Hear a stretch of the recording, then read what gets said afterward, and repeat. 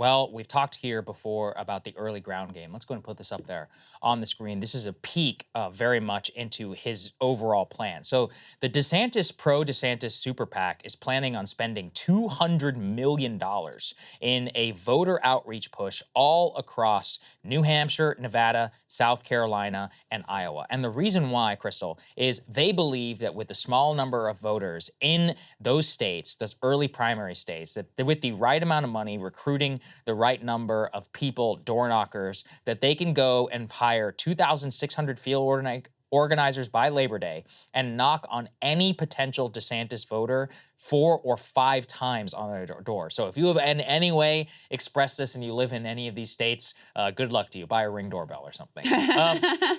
You're in for it.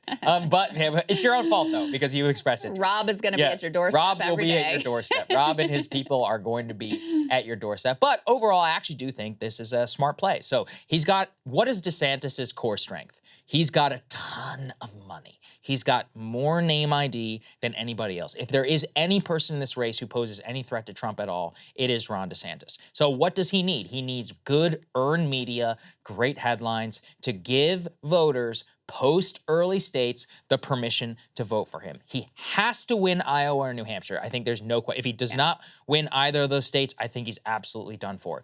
His plan, if there is such a thing, that could work, is Iowa or New Hampshire, maybe a number 2 finish or a number 1 finish in South Carolina, decent showing in Nevada, and then a 40-50% showing, half and half, in Super Tuesday, where you steam into the Florida primary. You give Floridians the opportunity to put you up over over Trump in both of your own home states. That gives you credibility going into the race, and it's going to be a race all the way to the convention. That's the only possible kind of map that you can look at for the way this is going to work. But it's all predicated. Have to win one of those 2 first states. No question about it. Maggie Haberman is reporting, among others, this morning, he's planning a 4-day swing through 12 cities in early states next week. You know, the part of the contrast they want to strike with both Trump and Biden is the generational contrast. Smart. As I mean, well. he's only 44. Yeah. It is smart, but, you know, even though Trump is no spring chicken, there just aren't the same age concerns about him as there are with Biden. And, you know, Nikki Haley has really tried to make this case as well with her whole, like, competency test for people who are over the age of 70 or whatever her line in the sand was there.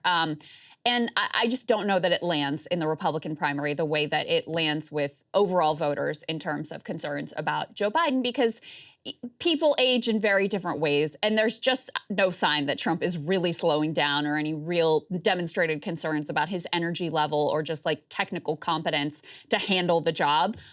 So I'm not sure it's as effective an attack on Trump as it is on Biden, or that those concerns exist in the same way.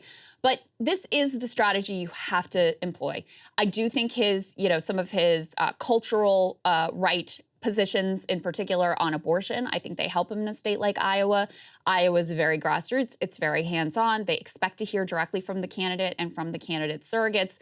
They are rolling out an operation. We'll see how effective it is after this Twitter launch, but they're rolling out a large operation to try to reach voters directly. And, you know, potentially this is the way that if he's able to overcome the odds in Iowa and take that early state, maybe that does cause other voters nationwide to take another look at him and reconsider whether they're going to stick with Trump.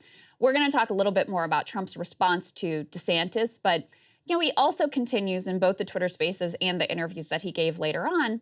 He didn't say Trump's name, and I understand why, right? Again, this is the prisoner's dilemma issue here. He takes these little jabs about, you know, if everybody's got to earn it, no one should be entitled to anything in this world. He says to Trey Gowdy about, you know, the expectation is that's about Trump floating that he may not debate. But are you really giving people enough to move off of a guy that they really like, that they've put in office before? So yeah, some of them love him, are committed to him.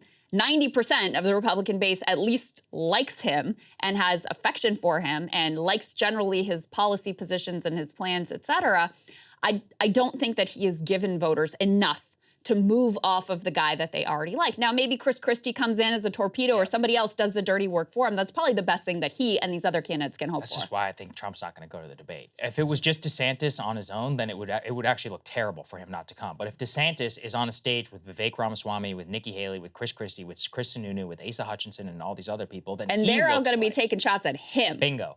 They're and they already are taking shots at him. Yeah, I mean, just last night I saw Vivek Ramaswamy going after DeSantis as a scripted candidate. Nikki Haley made fun of him for his failed launch. Tim Scott and all of them are absolutely taking notice. So if DeSantis looks like one of many against Trump, then he fails. When he looks like the only alternative to Trump, then he's going to, or he has the possibility to succeed. Hey guys, ready or not, 2024 is fully upon us now, and Saagar and I have been brainstorming ways that we can really up our game for this critical election. Yeah, we rely on our premium subs to expand our coverage, to add staff, to upgrade the studio. We just want to give you the best independent coverage of this election, which is possible. So if you can help us out, become a premium subscriber today, breakingpoints.com, or the link is down here in the description video. It really means the world to us. And if you like what we're all about, this is the best possible way to keep us 100% independent, working only for you.